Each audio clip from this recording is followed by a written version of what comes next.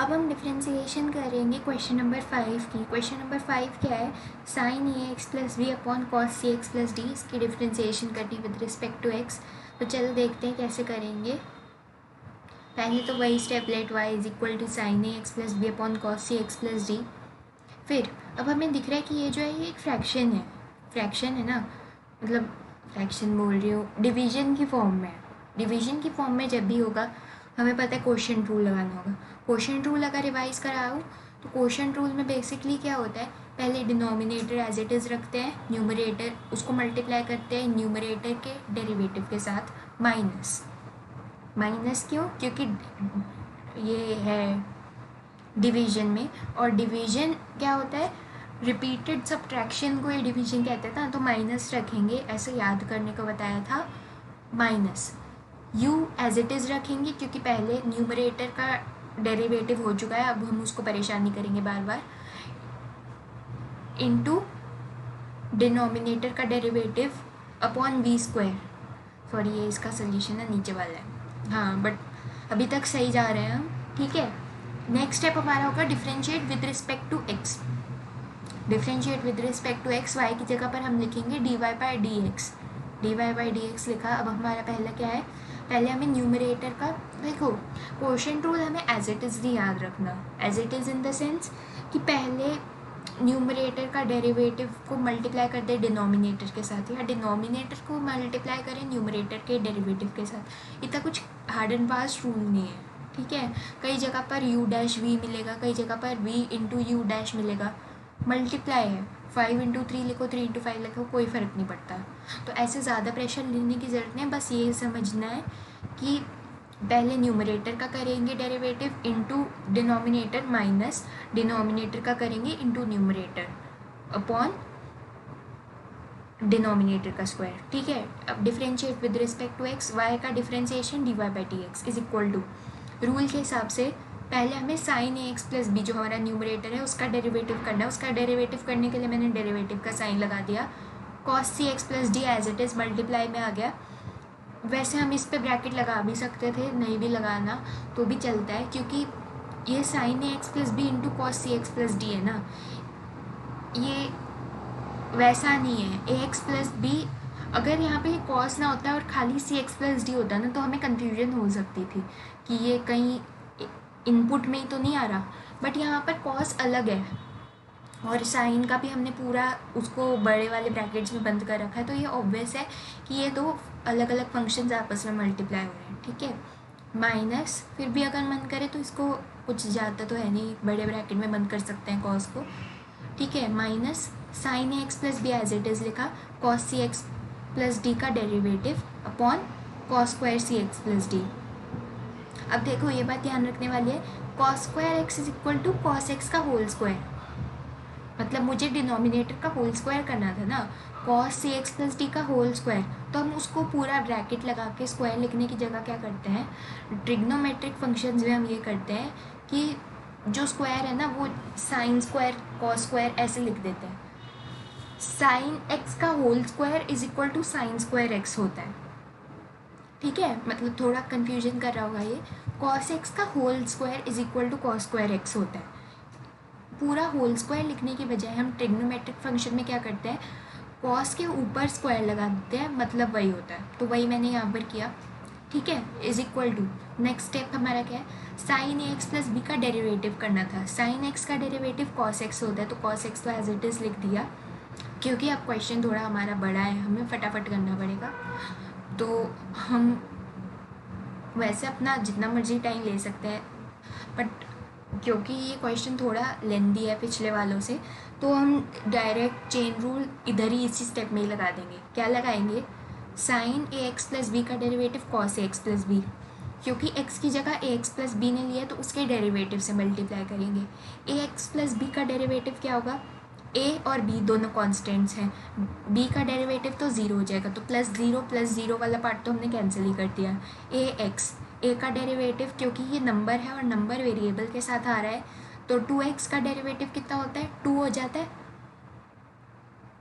2 क्यों हो जाता है, क्योंकि 2 आप अपने आप में 2 है और x का डेरिवेटिव 1 होता है, तो 2 इंटू 1 2 हो जाता है। वैसे ही ax का डेरिवेटिव a हो गया, क्योंकि ए इसलिए क्योंकि नंबर वेरिएबल के साथ आ रहा है, नंबर ए है, तो ए एज इट इज़ एक्स का डेरिवेटिव 1 हो गया, तो ए इंटू 1 यानी कि ए प्लस 0, कोई मतलब नहीं बनता लिखने का, तो मैंने डायरेक्ट ए इधर ही लिख दिया आगे, ठीक है। Into cos c x plus d, इस पूरे को मल्टीप्लाई किया, minus sine x plus b. Similar way में कॉस एक्स का डेरिवेटिव क्या होता है, माइनस साइन एक्स। क्यों? क्योंकि सी से शुरू होने वाले का नेगेटिव साइन वाला होता है डेरिवेटिव, तो नेगेटिव लगाया, sign c x plus D लिखा। सेम वे में क्योंकि कॉस के साथ सी एक्स प्लस डी है, कॉस एक्स का डेरिवेटिव माइनस साइन एक्स होता है, सी एक्स प्लस डी का भी डेरिवेटिव से मल्टीप्लाई करना पड़ेगा चेन रूल के मुताबिक, तो सी एक्स प्लस डी का डेरिवेटिव क्या होगा, सी। क्यों? क्योंकि सी इंटू 1 प्लस 0, तो सी आंसर आ जाएगा हमारे पास, तो minus c upon cos square c x plus d as it is चल रहा है। अब देखो मैंने यहाँ पर क्या देखा, ऊपर एक पोर्शन है ए cos a x plus b जो मल्टीप्लाई हो रहा है cos c x plus D से, बीच में एक माइनस का साइन है, और फिर एक पोर्शन है sine a x plus B minus इससे मल्टीप्लाई हो रहा है जो नीचे है cos square c x plus d. अब देखो अगर मेरे पास कभी होता है 5 प्लस 3/8 फ्रैक्शन में, तो मैं उसको 5/8 प्लस 3/8 लिख सकती हूँ। क्यों? क्योंकि 5/8 प्लस 3/8 का नेक्स्ट स्टेप यही तो होता है, 5 प्लस 3/8। हम क्या करते हैं, अच्छा डिनोमिनेटर दोनों का सेम है तो एक कॉमन डिनोमिनेटर नीचे लिख देते हैं और ऊपर प्लस का साइन लगा देते हैं। इस बार मैंने क्या किया, वो स्टेप उल्टे में लगा दिया। मैंने क्या देखा, दोनों का denominator cos square c x plus d है और बीच में ऊपर माइनस आ रहा है, क्यों ना मैं इस माइनस को सेपरेट कर दूँ। अब देखो ये माइनस ना प्लस बन जाएगा, प्लस क्यों बन जाएगा, ये इधर माइनस से मल्टीप्लाई हो रहा है ना, इधर माइनस है और ये पूरा ब्रैकेट के अंदर है। अगर इस ब्रैकेट को हम खोल देंगे तो ब्रैकेट को खुलने से क्या होगा, ये माइनस अंदर जाके मल्टीप्लाई होके प्लस हो जाएगा ना, तो वो प्लस हमने लिख लिया। तो ये plus sine a x plus b c sine c x square plus d बन जाएगा, c x plus d, square नहीं है इसमें, सॉरी, ठीक है। इससे मुझे अब देखो सेपरेट करने से मुझे फ़ायदा क्या होगा, देखो एक पोर्शन है मेरा, अगर मैं ध्यान से दिखाऊं, एक पोर्शन है मेरा ये cos c x plus D वाला पोर्शन, ठीक है ना। देखो नीचे denominator cos square c x plus d है, मैं एक cos c x plus D और cos square c x plus D को काट सकती हूँ आपस में। दूसरे में मेरे पास sign c x plus d है, साइन और कॉस को कंबाइन करके मैं टैन बना सकती हूँ, वो हम आगे डिस्कस करेंगे। बट इससे हमें ये पता चल गया कि हमें सिंप्लीफिकेशन का एक ज़रिया मिल जाता है अगर हम सेपरेट कर देते हैं तो। नहीं तो क्या करेंगे, नहीं तो आंसर यहीं पे ही छोड़ा, बट इसके कोई मार्क्स नहीं मिलेंगे। क्यों? कितना कॉम्प्लिकेटेड सा आंसर लिखा हुआ है, अभी इस स्टेप पे अगर यहीं पे छोड़ दें। कई आंसर हम छोड़ते हैं उसी स्टेप पे, क्यों? क्योंकि बहुत कॉम्प्लिकेटेड होगा अगर हम खोलेंगे तो, लेकिन ये सिंप्लीफाई हो सकता है। हमें दिख रहा है कि ये कट पिट के कुछ ना कुछ आसान सा बन सकता है, तो कर देते हैं ना, क्या दिक्कत है ना।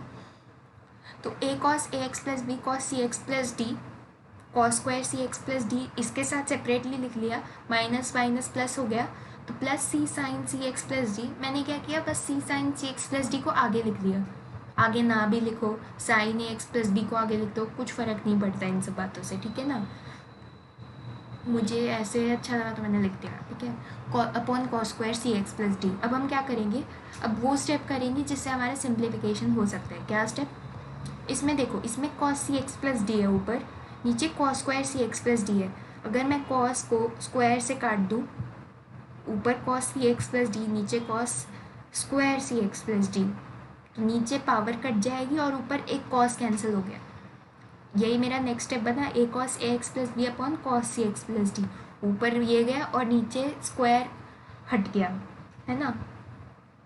प्लस ये साइड वाले को भी हम सिंप्लीफाई कर सकते हैं, कैसे, सी sine c x plus D.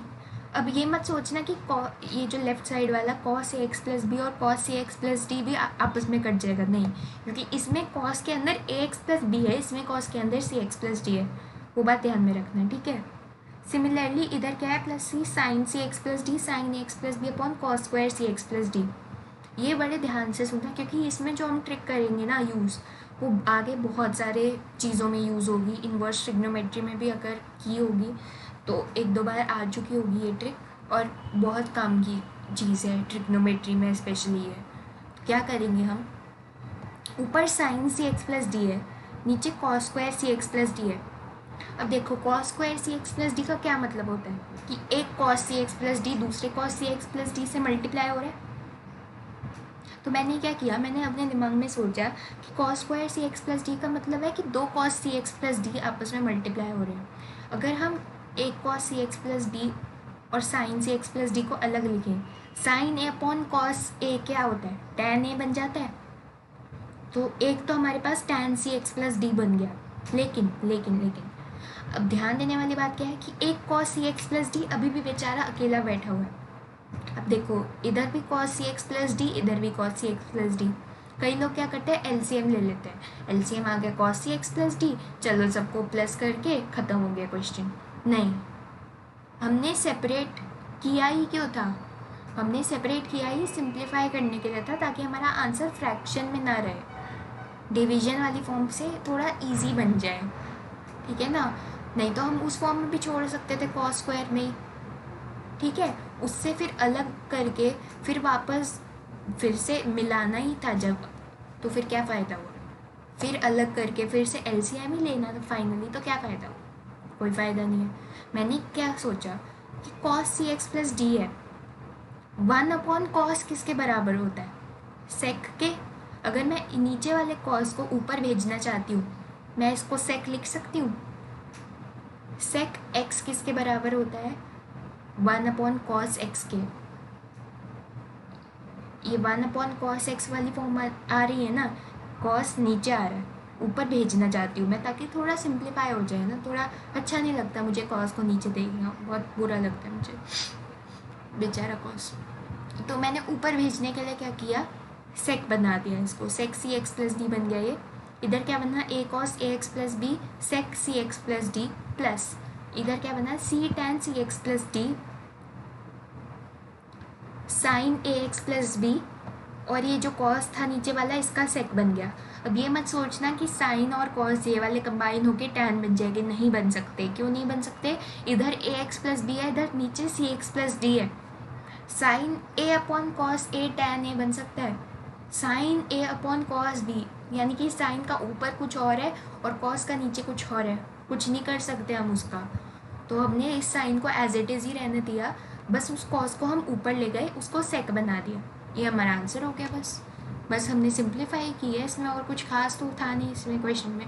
Answer check कर लेते हैं एक बार। हाँ, ए cos a x plus B sec C x plus D, A cos a x plus B sec C x plus D, plus C tan C x plus D.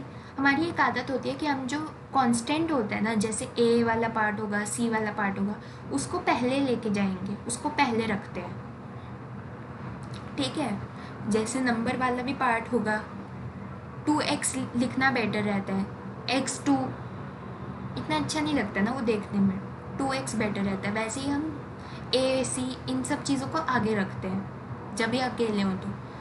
Plus c sign a x plus B, sign आगे रखो पीछे रखो, multiply हो रहे हैं, देखो ये सब चीज़ें आगे रखो पीछे रखो कोई फ़र्क नहीं पड़ता, ठीक है ना। इनमें हम बड़े ब्रैकेट्स भी यूज़ कर सकते हैं इनको सेपरेट शो करने के लिए कि ये मल्टीप्लाई हो रहे हैं, बट यहाँ पर ज़रूरत नहीं है।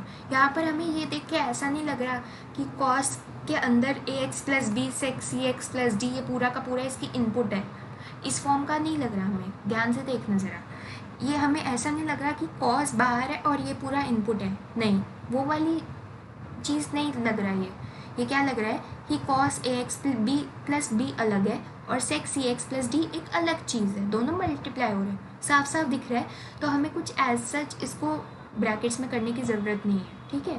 प्लस सी टैन सी एक्स प्लस डी, टैन है इसमें, टैन सी एक्स प्लस डी ये रहा, सेक सी एक्स प्लस डी ये रहा, सेक सी एक्स प्लस डी, सेक सी एक्स प्लस डी ये रहा, sign a x plus B, sign a x plus B ये रहा। ऑर्डर से कुछ फ़र्क नहीं पड़ता एज लॉन्ग एज ये मल्टीप्लिकेशन में है, बस हमारे पास सारे सही एलिमेंट्स होने चाहिए आंसर में।